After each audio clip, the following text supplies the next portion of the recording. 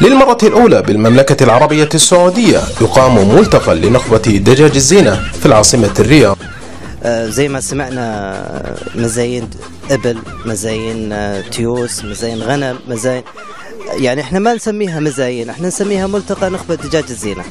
ونتمنى ان من الهواة والشباب يعني هي ان ودنا ايش نتوسع بهالمجال، ودنا نشوف يعني الشباب محتويهم ذا الشغله هذه. يعني والله تجمع هواة دجاج الزينة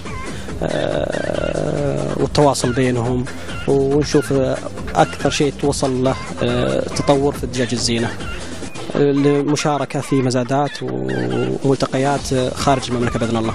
150 دجاجة دخلت العرض في هذا الملتقى، تنتمي ل20 سلالة تعود في أصولها لغالب دول أوروبا.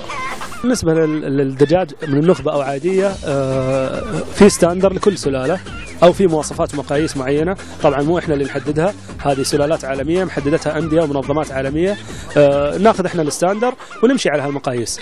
فطبعا في شيء أوفر أو الجميل بزيادة هذا يستبعد، وفي شيء اللي يفقد المواصفات الأساسية يستبعد. فإحنا نمشي على مواصفات ومقاييس حسب الستاندر اللي جاينا من البلاد اللي هي منشأ كل سلالة لها الدجاج. تجاوزت مبيعات مزاد هذا الملتقى 90,000 ريال، في حين كانت أقل صفقة عقدت ب7,500 ريال، وسط انبهار من الحضور الكثيف الذي استغلت وزارة الزراعة وجوده لتقدم له العديد من المنشورات التوعوية. لقناة الاقتصادية الإلكترونية، خالد السملق.